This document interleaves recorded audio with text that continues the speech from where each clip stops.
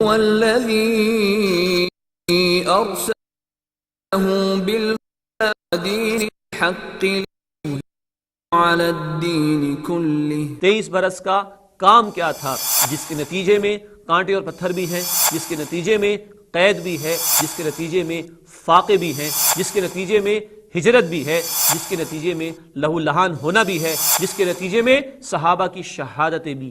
وہ سنت جو 23 برس تک ہمیں دکھائی دیتی ہے، روزانہ دکھائی دیتی ہے، پہلے دن سے دکھائی دیتی ہے، غار حرا کے فوراً بعد دکھائی دیتی ہے، حجۃ الوداع کے اعلان تک دکھائی دیتی ہے، وہ دعوت اللہ کی سنت ہے. انہوں نے پتھر بھی برسائے، گھسیٹا ہے طائف کی گلیوں میں جہاں پتھر بھی موجود. آپ کا جسم مبارک بھی لہو لہان ہوا، نالین مبارک، جوتے مبارک خون سے بھرے، پیروں پر خون تک جم گیا ہے. کون ہے یہ؟ اللہ کے رسول، تاکہ کوئی امتی نہ کہہ سکے اللہ تیرے دین کا کام بڑا مشکل. اللہ کے نبی نے گھر میں بیٹھ کے کام نہ کیا، زندگی کے عین مجھدھار میں آ کر یہ کام کیا. وہی ہے اللہ جس نے بھیجا اپنے رسول کو الہدا یعنی قرآن اور دین حق دے کر تاکہ اسے غالب کر دے کل ادیان پر.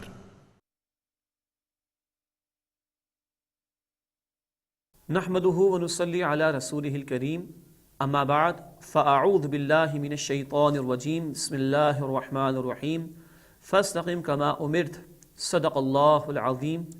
اللهم صل وسلم على نبينا محمد رب اشرح لي صدري ويسر لي امري واحلل عقدة من لساني يفقهوا قولي آمین یا رب العالمین.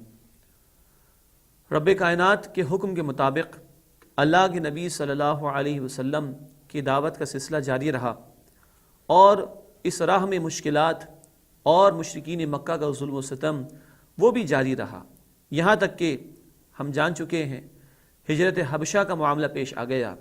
پہلی ہجرت حبشہ بھی ہو گئی، 12 افراد یعنی 12 مرد تشریف لے گئے، 4 خواتین تشریف لے گئیں. پھر دوسری ہجرت حبشہ بھی پیش آ گئی، 83 کے قریب مرد اور 19 کے قریب خواتین تشریف لے گئیں، اور گویا کہ مشرکین کی چالیں ناکام ہو گئی. وہ نجاشی کے دربار میں بھی پہنچے، لیکن نجاشی خود ایمان لے آئے نبی اکرم صلی اللہ علیہ وسلم کی دعوت پر. یہ بات مشرکین مکہ کے لیے انتہائی تشویشناک تھی، ان کی تو گویا ناک کٹ گئی کہ ساری محنتیں ناکام ہو رہی ہیں، اور یہ دعوت ہے کہ روز بروز بڑھتی ہی چلی جا رہی ہے، اور نبی اکرم صلی اللہ علیہ وسلم کے ماننے والے ہیں کہ روز بروز ان میں اضافہ ہی اضافہ ہوتا چلا جا رہا ہے. اب یہ وہ معاملات تھے کہ مشرکین مکہ کے ظلم و ستم کو اور بھڑکانے کی بات ہو گئی اور بڑھ جانے کی بات ہو گئی. چنانچہ وہ پھر کوششیں کرتے ہیں اور پھر ابو طالب کے پاس جاتے ہیں اور ابو طالب کو دھمکیاں دیتے ہیں اور سمجھانے کی بھی کوشش کرتے ہیں کہ کسی طور اپنے بھتیجے یعنی محمد صلی اللہ علیہ وسلم کو روکنے کی کوشش کرو، اور چاہو تو ہم تمہیں کوئی اور خوبرو جوان دے دیں، بڑا طاقتور جوان دے دیں، تو محمد کو ہمارے حوالے کر دو صلی اللہ تعالی علیہ وسلم. عزیزان گرامی، اس مرحلے پر ایک بڑا اہم ہلا دینے والا اور آنسوں سے رلا دینے والا مرحلہ پیش آتا ہے. ابو طالب کے سامنے باتیں تو آ گئیں، مشرکین مکہ کا زور بھی ہے، مشرکین مکہ کا مطالبہ بھی ہے، بھتیجے کو ہمارے حوالے کر دو. تنہائی میں ابو طالب محمد صلی اللہ علیہ وسلم سے کہتے ہیں کہ بھتیجے میرے اوپر رحم کرو، میں بڑھاپے کو پہنچ چکا ہوں، مجھ پر اتنا بوجھ نہ ڈالنا کہ جو میں برداشت نہ کر سکوں. وہ چچا جو ایمان تو نہ لائے لیکن ڈے ون سے، پہلے ہی دن سے جو سپورٹ کر رہے ہیں، حمایت کر رہے ہیں، آج محمد صلی اللہ علیہ وسلم محسوس کر رہے ہیں کہ شاید ان میں بھی کچھ کمزوری آ رہی ہے. کیا ایسے موقع پر محمد صلی اللہ علیہ وسلم میں کمزوری آئی؟ کیا ایسے موقع پر محمد صلی اللہ علیہ وسلم کچھ دبے؟ کیا ایسے موقع پر محمد صلی اللہ علیہ وسلم کچھ نرم پڑ گئے؟ قطعاً نہیں. رب کا تو حکم تھا فاستقم کما امرت، اے نبی جیسے کہ حکم آپ کو دیا گیا آپ ڈٹے رہیے اور یہ مشرکین کی مخالفتوں کی پرواہ نہ کیجیے گا. اللہ کے نبی صلی اللہ علیہ وسلم اس موقع پر بھی عظمت کا اور استقامت کا ایک پہاڑ دکھائی دیتے ہیں، اور آپ چچا جان کے سامنے کہتے ہیں چچا جان اللہ کی قسم اگر یہ لوگ میرے سیدھے ہاتھ پر سورج لا کر رکھ دیں اور میرے الٹے ہاتھ پر چاند لا کر رکھ دیں تب بھی میں اس دعوت سے باز نہ ہوں گا. یا تو میری جان اس کام میں چلی جائے گی یا یہ دعوت پائے تکمیل کو پہنچ جائے گی.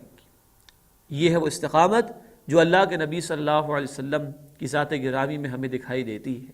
پھر آپ پلٹے ہیں اور آنسوؤں کے ساتھ پلٹے ہیں، روتے ہوئے پلٹے ہیں کیا چچا بھی میرا ساتھ چھوڑ رہا ہے کہ جس پر اللہ سبحانہ و تعالیٰ نے یہ تو مجھ پر کرم کیا کہ کئی برسوں تک یہ چچا میرے ساتھ دیتے رہے، لیکن آج شاید یہ بھی کمزور پڑ گئے ہیں، ان میں بھی کچھ کمزوری آ چکی ہے، روکتے ہوئے اللہ کے نبی لوٹ رہے ہیں۔ تو ابو طالب نے روکا ہے اور کہا بھتیجے جو چاہو جا کے تم کرو، جو چاہو تم جا کر کرو، میں تمہارا کوئی ساتھ نہیں چھوڑنے والا، میں مرتے دم تک تمہارا ساتھ دوں گا۔ اللہ کے نبی پھر استقامت کے ساتھ اس کام میں لگے ہوئے ہیں۔ یہ مرحلے بھی اس دعوت کے دوران پیش آئے۔ چچا جان سے یہ بات سنی ہے تو اللہ کے نبی صلی اللہ علیہ وسلم باہر نکلتے ہیں اور اپنی اس دعوت حق پر کمر بستہ ہو جاتے ہیں۔ لیکن آپ اپنی دعوت کے کام پر، اللہ کے دین کی محنت کے کام پر کمر بستہ ہیں تو مشرکین مکہ اپنی مخالفت پر کمر بستہ ہیں، وہ اس پر استقامت دکھانے کی کوششیں کر رہے ہیں۔ چنانچہ یہی مرحلہ چلتا رہتا ہے۔ اللہ کے نبی صلی اللہ علیہ وسلم پر مخالفتوں کا ایک پہاڑ ہے جو توڑا جا رہا ہے، صحابہ کرام رضی اللہ عنہ اجمعین پر ظلم و ستم کا ایک پہاڑ ہے جو توڑا جا رہا ہے۔ اسی دوران ایک دن کا واقعہ ہے کہ ابو جہل نے اللہ کے نبی صلی اللہ علیہ وسلم کو ایک پتھر بھی کھینچ مارا۔ اس پتھر کے نتیجے میں اللہ کے نبی صلی اللہ علیہ وسلم کا سر مبارک لہو لہان بھی ہوا ہے۔ کہیں سے حمزہ آ رہے ہیں، ابھی ایمان نہیں لائے، شکار کے عادی تھے، جاندار قسم کے انسان تھے، بہادر قسم کے آدمی تھے۔ معلوم ہوا کہ ابو جہل نے میرے بھتیجے کے ساتھ ایسا کچھ کر دیا ہے، تو وہ جو ایک خون کی عصبیت ہوا کرتی ہے وہ جاگ اٹھی، خونی رشتے کی جو ایک محبت ہوا کرتی ہے وہ جاگ اٹھی، اور جا کر اپنی کمان جو ابو جہل کو دے ماری اور خوب اس کو لہو لہان کر دیا۔ جاندار آدمی تھے، ابو جہل کی ہمت نہ ہوئی کہ حمزہ کا کچھ وہ کہتا۔ یہ سن 6 نبوی کا دور ہے، یعنی ظہور نبوت کو 6 برس گزر چکے ہیں۔ کسی نے کہا حمزہ تم نے بھتیجے کی حمایت تو کر لی، لیکن تمہیں معلوم بھی ہے کہ وہ کس بات کی دعوت دیتا ہے، تم اس کو قبول بھی کرتے ہو کہ نہیں؟ تو حمزہ نے کہا آج سے میں نے اسلام قبول کر لیا، محمد کی دعوت قبول کر لی۔ پھر سوال ہوا تمہیں پتہ بھی ہے کہ ان کی دعوت کیا ہے؟ تو حمزہ بھتیجے کے پاس آتے ہیں، محمد صلی اللہ علیہ وسلم کے پاس آتے ہیں اور اللہ کا دین سیکھتے بھی ہیں اور اس پر قائم و دائم بھی رہتے ہیں۔ یہی 6 نبوی کا دور ہے۔ اللہ کے نبی صلی اللہ علیہ وسلم اب تک دعا کرتے رہے۔ دعا کیا ہوتی تھی؟ اے اللہ، عمر بن حشام، یہ ابو جہل کا نام ہے، اور عمر بن خطاب رضی اللہ عنہ، ان دونوں میں سے کسی ایک کو تو اسلام کے قبول کرنے کی توفیق عطا فرما دے اور اس کے ذریعے سے اسلام کو عزت عطا فرما دے۔ عزیزان گرامی غور کیجئے گا، اللہ کے نبی دشمنوں کے لیے بھی دعا کر رہے ہیں۔